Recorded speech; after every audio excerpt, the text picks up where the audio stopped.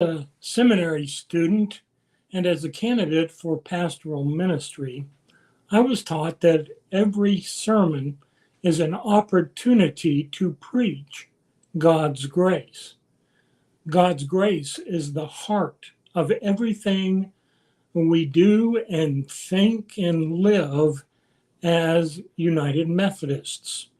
God's grace that renews, God's grace that redeems, God's grace that rebuilds and brings new beginnings, God's grace that forgives even the worst offense and keeps us right with God and with each other.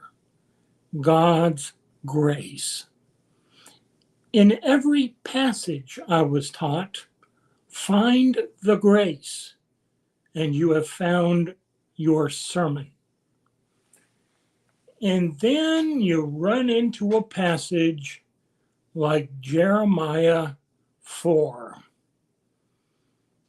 And all of it comes to a screeching halt. Everything you've been taught.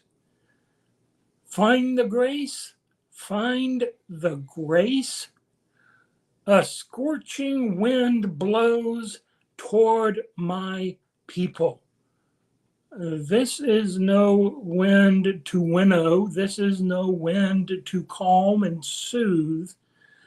Imagine a huge windstorm, or just a cloud of sand getting ready to devastate and destroy homes, livestock, fields, all of it. It's this kind of wind. The verses go on. Now I pronounce my judgments against them. My people are fools. They are skilled in doing evil. The whole land will be ruined. That is scary stuff. And where is any message of grace? Did you hear any message of grace in it? And it's worse than you may know. Prophet Jeremiah, known as the weeping prophet for a reason, says, I looked at the earth and it was formless and empty. That's how bad it's going to get. Now remember, God created the world out of chaos. Well, now that's gone. God created light. Well, now that's gone. God created mountains that cannot be moved. Well, that's gone now too. The very mountains God created are quaking and trembling and swaying and threatening to topple at any moment. The birds of the air, the beasts of the field, the creatures of the seas. Now, Jeremiah says, all the birds have flown away. Even they know something is about to happen, and they know it's going to be terrifying. Everything God did at creation is being reversed. And all we can say is, well, it's gone now. Towns will be turned into deserts. Human dwellings will be leveled. And God speaks the final word. God speaks and says, the whole land will be ruined. Jeremiah is preaching the funeral of the world. At the very least, he's preaching the funeral of the nation Judah, who ignores God, who no longer knows God, whose people are skilled at doing evil. How would you like to be known for that? Where is the grace in these verses? Is there grace in these verses? I suppose there is in these verses something which some might consider to be a glimmer of hope, a small ray of sunshine. Verse 27, the whole land will be ruined, though I will not destroy it completely. Not much grace there, is it? Some, but it's minuscule. But what if we could find grace in these verses? Jeremiah is prophesying the end of God's people the same way of Noah. God will judge, God will avenge, but I will not destroy completely. A few will be spared. If we can find grace in this, then we will truly know there is grace for us in any of life's situations we shall face. When everything good seems to be behind us, we know there is grace. We will know there is grace to be found. When we don't think we can go on anymore, we will know there is grace to be found.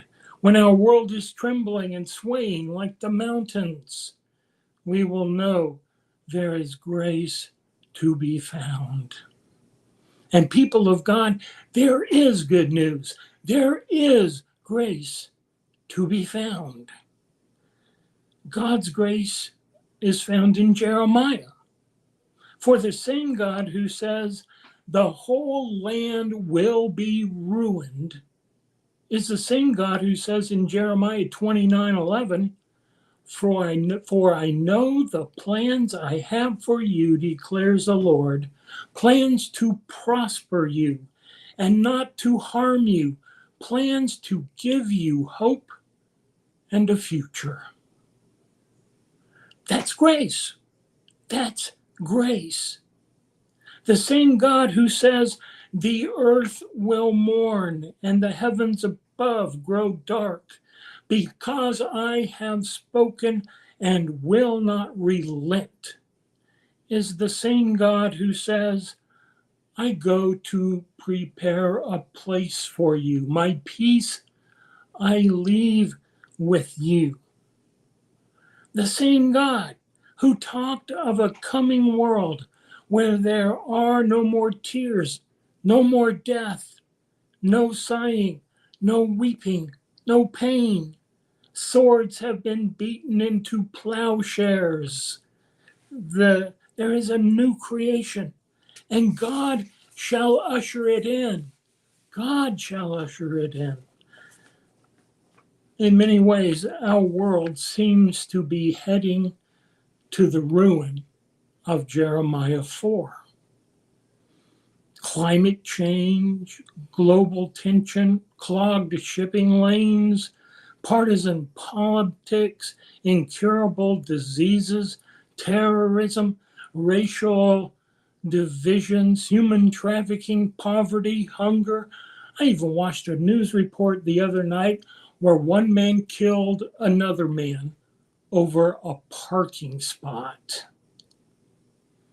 How long is that list? There are so many other things we could add to it.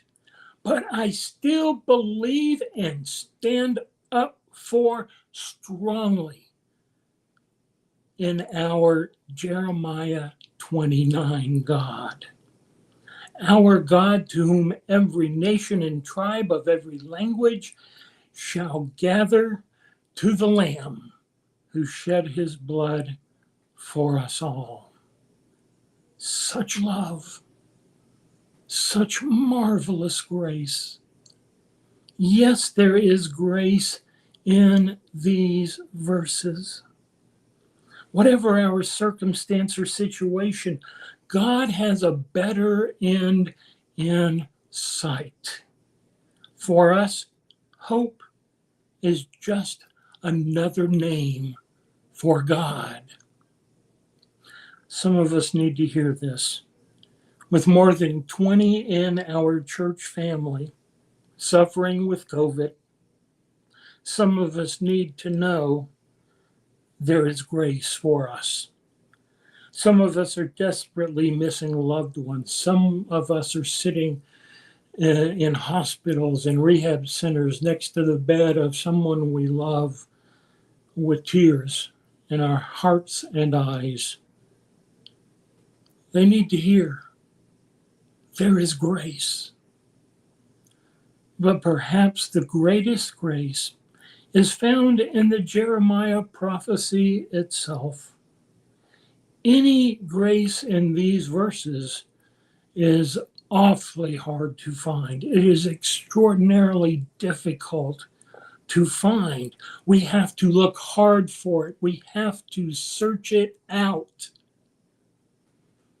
Well, we live in a world where grace can be hard to find, where people yearn for grace and are looking for it hard, extraordinarily hard. Judah had lost their way. Jeremiah says they no longer knew their God. But we aren't lost, are we? We know our God, don't we? These verses call us to be grace for others, grace people can see. In a world so lacking in grace, Jeremiah reminds us that we walk for God and live to share God's grace, to be God's grace for others, to show the world that hope is just another name for God. What a privilege. You and I can be good news, and we can be that grace, God's grace, in a weary world. Amen. May God grant us courage to confront a world where people are sometimes cruel and life is often harsh with your justice. Give us faith to go into a world where people are weak and life is barren, and speak of hope. God beside you, God in you, God from you, today and always. Amen.